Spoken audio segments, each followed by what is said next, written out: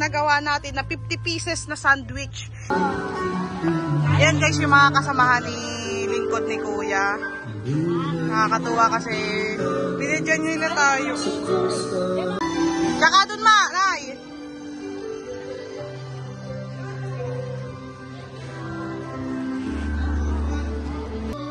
Sama ka! Okay. 1, 2, 3. Hello guys! What's up mga ka-jobs? Ayan. Sorry guys, ngayon lang tayo nakapag-video. Actually guys, ito ay short video lang at may gagawin lang tayong mission para sa ating Black Nazarene o lingkod ni Kuya.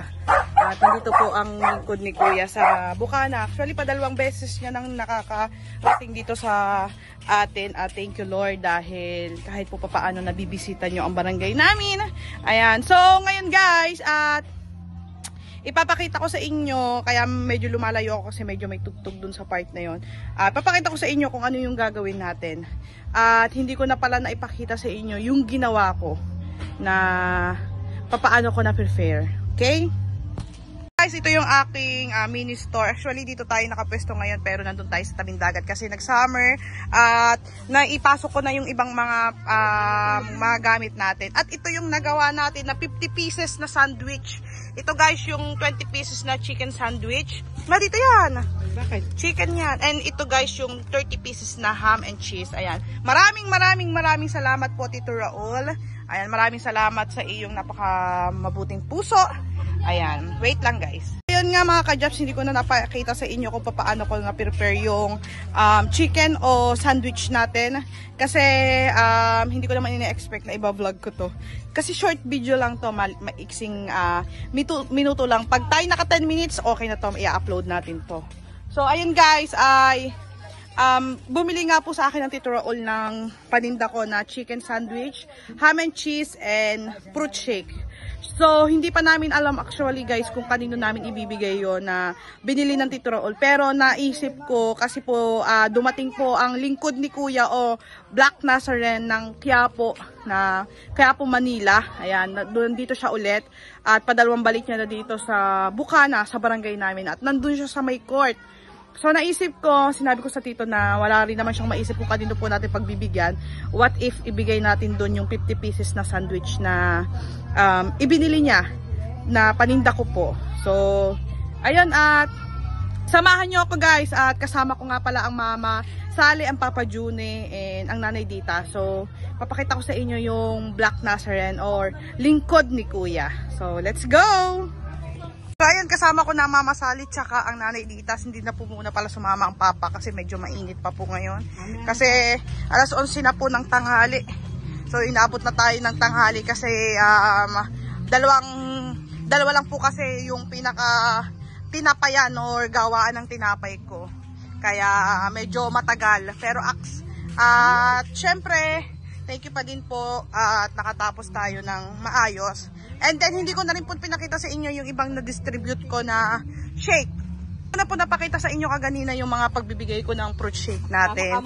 Pero, sabi kasi ng tito, bahala na daw po kung saan magkakasya yung binayad niya para po sa akin. Ayan. Maraming salamat Tito Raul sa iyong napaka-solid na support. Ayan guys. Oh. At kahit po papaano, maaga tayong nakatapos at makakapaglinis muna tayo ng kwarto namin ni Japs kasi sobrang dumi na at ang dami na rin namin malibag na damit. Kaya maglalabo muna ako. Yan. Dito na tayo guys. Dito na tayo sa court.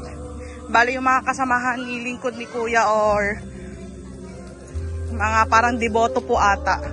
Bali naka-tent sila. So ipamimigay na natin. Dito naman.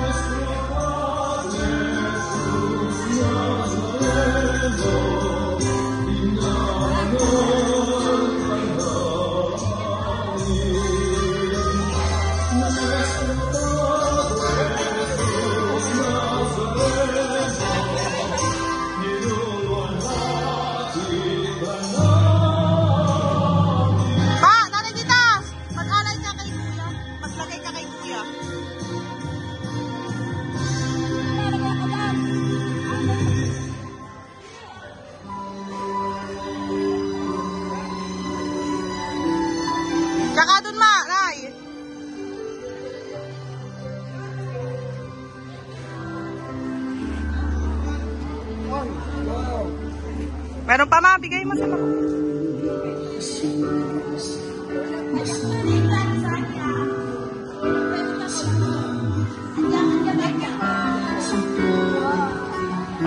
Yan guys, yung mga kasamahan ni lingkod ni Kuya. Nakakatuwa kasi binidyan nila tayo.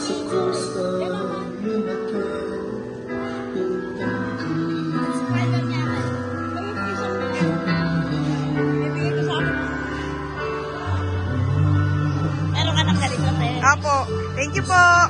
Binidyan nila tayo guys. O, paano ko ba mapunta?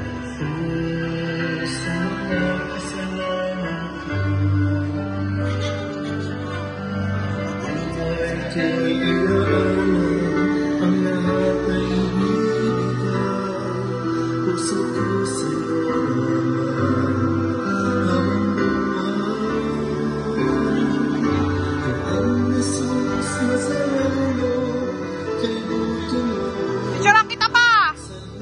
Picturean kita. Ayan. Game. 1. Ba, 1. Ba, sama ka. Okay. 1, 2, 3. So, ayan guys. Natapos na natin i-distribute o ipamigay sa kanila yung mga sandwich na binili sa atin ng Tito Raul. Nakaka-touch kasi parang sobrang sarap sa pakiramdam yung kahit papaano ay malutasan yung kanilang gutom o meron silang kahit papaano makain.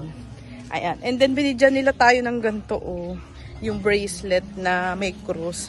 Binigyan nila ako, ang Mama Sally, ang Papa Juni at saka ang Nanay Ditas. Kaya maraming salamat po and thank you din po Tito Raul sa pagbili and job well done po sa paggawa natin ng naisip natin kung saan natin ipamigay.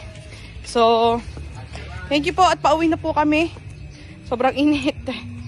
At nakakaiyak yung makita ulit natin si lingkod ni Kuya na dumalo po ulit dito sa Bukana.